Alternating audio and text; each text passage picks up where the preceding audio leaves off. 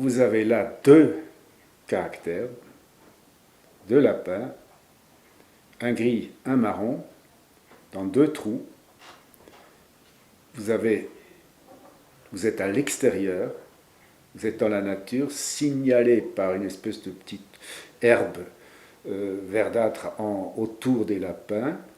Vous comprenez que vous êtes à l'extérieur parce que l'horizon est souligné par du jaune qui signifie ou lever de soleil ou coucher de soleil, parce qu'au-dessus vous avez le ciel bleu.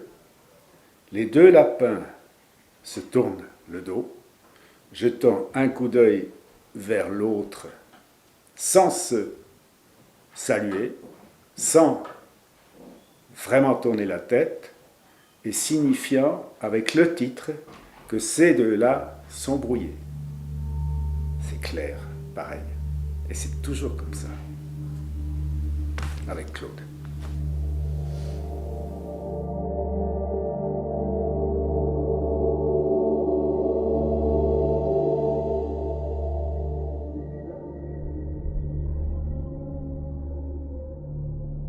Tous ces héros sont des gens qui sortent un petit peu d'un monde de fables, mais ce sont des fables comme rafraîchies, contemporains.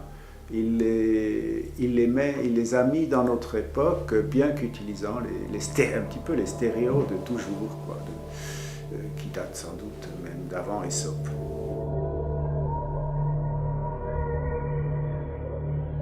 Il avait une espèce de petit atelier qui était un ancien, je ne sais pas ce que ça pouvait bien être, on aurait dit un atelier d'artisan.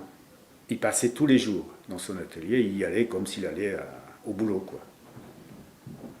Et c'est là qu'il était le plus heureux.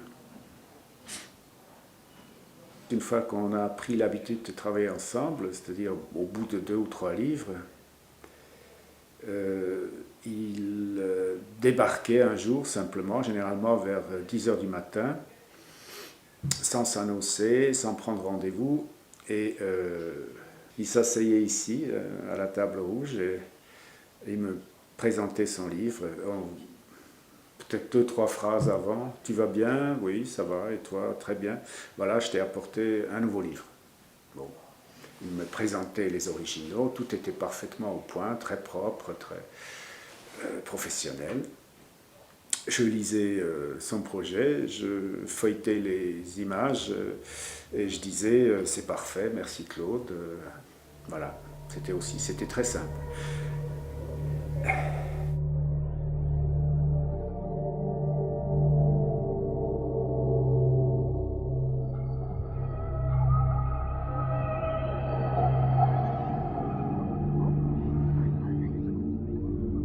Il faut dire aussi que Claude, quand il a commencé à publier des livres pour enfants, il n'avait pas 20 ans.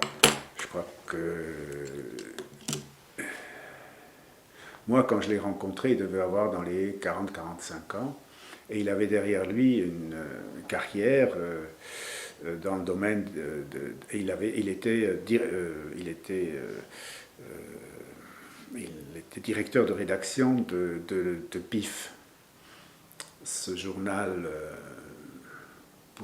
pour mômes, et c'était lui avec d'autres qui ont inventé le PIF Catchette, qui a eu une carrière considérable.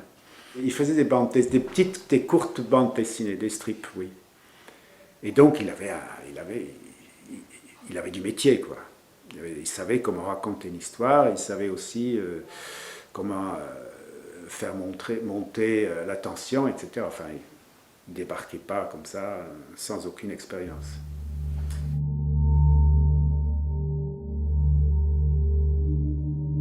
Ce qui pour nous est très bon, c'est que son dessin est très lisible. Les personnages sont expressifs et il sait parfaitement mettre en valeur l'idée qu'il a conçue pour chaque dessin. Parce que pour raconter une histoire,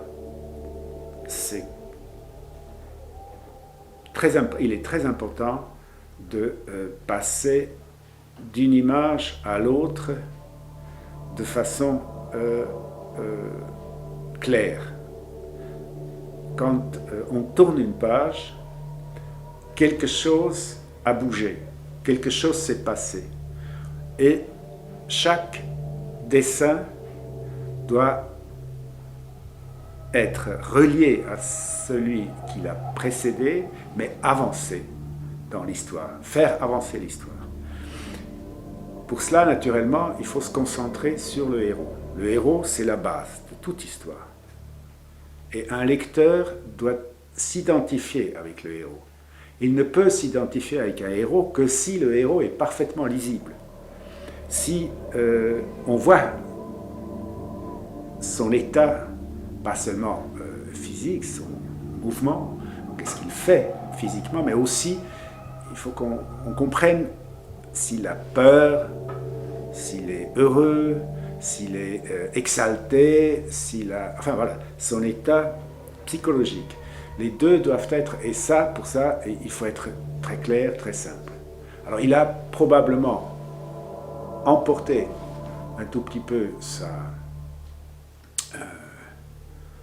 son savoir et sa technique de la bande dessinée, et son trait, voilà ce que je veux dire, est toujours simplifié au minimum. L'utilisation de la couleur, chaise, table jaune, assiette bleue, renard rouge. Fond divisé en deux, le sol marron et le mur derrière bleu clair.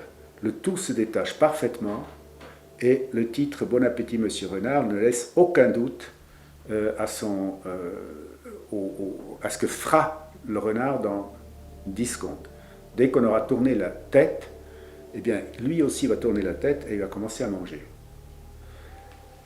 C'est toujours ça, la concentration, une idée par image, pas plus, mais c'est là clair. Ça, c'est du grand.